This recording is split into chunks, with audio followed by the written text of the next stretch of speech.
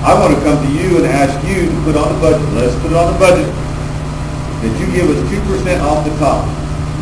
When we're approved 42 million, we take 2% of that, and it goes into that rainy day fund, which we should have had back in 03 or 06 when I proposed it.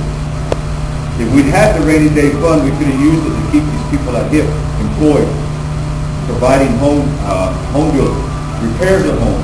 This gentleman, Mr. Yakioni, over cash because the land's ownership is unsettled. HIP won't touch his build a home. To me, if he's part owner of the facility that's built, let's give him a home. Eventually, somebody's going to end up owning that home if somebody wants to live there, as he does. Apparently, they don't want the home. He's willing to live there, keep it. Fine, let's build it up. That's his home site. His folks live there. That's what we're supposed to do, am I right? Take care of it.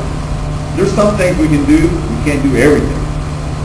So in the area of services for housing, for elderly, healthcare, I've talked about developing our own healthcare department.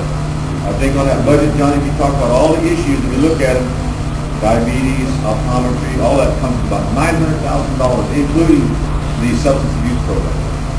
All of those that's the health department. No way around it. $900,000 putting out on health care. We just need to put it in the health department, and Dr. Stepp and I talked about it last time. That's our health department. We need one medical doctor, we need an administrator to work together to supervise that. And we've got our elderly assistance home with USDA grants, with HUD housing to build a facility. There's money there that we can match with that. $1 million almost. We should be able to get another $3 million. Let's clean these red flags up. That's what I'm about. It isn't going to take long, and it's not going to cost us $2 million a year to put in a new finance department. What we need are 3 more people plus the 4 we got, and we'll have a finance department. And those people in there doing their job are going to do their job. We aren't going to sit there and tell them how to write checks every day. That's not our job. Our job is to help them account for it and to bring more in. And our tax commission, I think the tax commission's proposed budget is $4 million. Now, 4 years ago, I believe, there was approximately $2 million. They're saying, is it $4 million for the tax commission? Am I alone? So those are areas that can increase services, even out of tax commission. Is it 2 or 4? 2.2. That's 100% growth over the last 4 years. Why? Because finally they're taxing the machines. In 2002, I proposed that we put a business assessment on every machine. You say, how can you do that? Well, approximately every 6 months, these companies want to bring in new machines. They want to test out machines. And the reason is, if you find your favorite machine and you're almost double your money, they don't want you to stay on the machine. They change it, I've learned. They'll change that machine. So you got to find 4 or 5 machines you like, you understand it, and if you're going to play those games, you play them so you can win. So when they change out machines, that's a new machine. That's a $25 assessment, not a tax. That's just the cost of them to put the machines in our business. The tax commission collects that.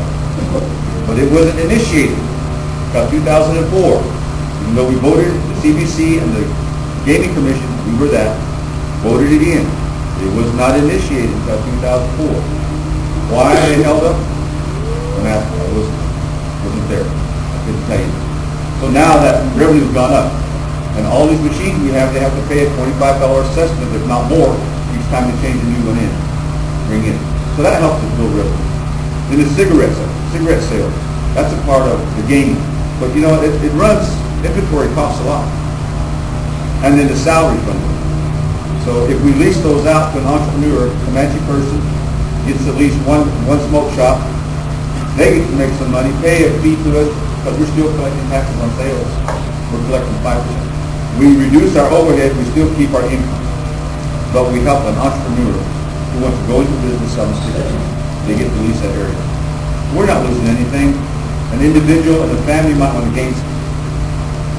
You know, we got to look at things differently than we've been doing. Because we want people to go in business. My purpose on economic development is it needs to increase.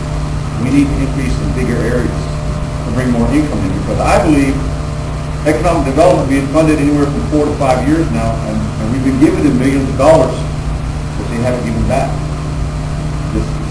We It's got to be a reason, what we got to know. And then there should be a plan to reimburse us. But my question at the time was, what they're going to give back to the people. We're going to give you $1 million a year. We should be getting back 10% or 20% in profit. But right now, we haven't seen any profit. We need some new ideas, some new views. I'm saying let's give it a chance. But let's have a better plan than what they're doing. Let's see what they're doing. Let's come back with a plan, because with any business, it takes 3 years to get off the ground and make a profit. And after that, you can grow. Now, there are a lot of things that we need to be looking at. We get on the CBC, we're going to have a lot of business to look at, not just past business. What's happened has given us a reason to change, ladies and gentlemen, and we want to help with that change. Whoever you bring in as vice chair, bringing me in as chairman, we're going to look at these things and bring about this change, because you're telling us, we've come to ask you this. I didn't come down here to tell you what I really wanted to do other than what you want us to do and what you understand that we do. But we need your help, we're going to need your support. As I said earlier, people are afraid of change. Sometimes they're resistant. It's easier to live with what you have and know that you can keep as opposed to what you might gain or lose. It was a big step when I left Oklahoma. I left Oklahoma in 1982. I had a job promised to me in Los Angeles, California. I struggled for a whole year. I was making, I worked in an oil field. I took home about $2,200 a month. I get to California, I made $2,200 a month, took home $1,200 in a high living cost area. Man, I was lucky to have $200 in my, after all bills, every payroll, $200. And you know, that hurts a young guy out of college. You used to live on $2,000 a month, you know, and you go back and have to live on just $300 every 2 paydays. I had to do a lot of thinking to really reassess that. So I'm very pleased with the turnout this last time. I thank you for your vote if you voted for me. I'm going to thank you now if you voted for Mr. Red. Please vote for me. I'm not begging you to, but I am going to keep my word. I plan to go to the communities as the travel chairman. I want to hear from you. I can't do it staying in the office. Now, when I was at home working as a TA, people would come over and say, "Where's the chairman?" I come to see the chairman. He told me to see him. I said, "I can't tell you. I don't know his calendar. I talked to the secretary." So they said to see you. Well, sit down. Let's talk. What is it you need? If I can help, what can we do? And I tell us, well, I can't make that decision. That's the chairman's decision. Well, I knew you couldn't help me. I said, sorry, if I had that authority, I would. But I can do this and I can do that. And sometimes they went away satisfied. Other times they waited for the chairman. But what I could give was great as the TA. I stayed within my responsibilities. That's all for us. So I'm not going to go out those responsibilities as the chairman. But my responsibility to all of you, from here to LA, Sacramento, Phoenix, Albuquerque, even in Denver. I understand we got about 300 people in Denver, in that area that want to vote. And then there's 300 or 400 in Washington, D.C., Maryland, Virginia area. Command. They don't all know each other. But high time they got to know each other because we need one another now. We're going to go through some more economic hard times. This issue of layoffs, you're right, Richard. It's a long time coming. We cannot continue to borrow from the future to pay for the past. When you're doing drawdowns from gaming for every monthly expense, it's not the way it's supposed to be. In 2002, we transferred $7.5 million. That's September 30th. By October 30th, that money was to the tribe. And the tribe lived on that budget for 12 months. Now I understand we're drawing down every quarter, every month from gaming prior to it being earned. How many of you can live on a budget like that? You cannot. And that's deficit spending. And that's what we lived under with the Republicans. And the Democrats are trying to change that. We don't know. New president, new administration may be doing it. I think everybody's giving us a chance. I want y'all to have a better chance than we've had in the past 14 years. Elders have told me that. We've had the same kind of administration for 14 years. They want to change. Some of your elders out there.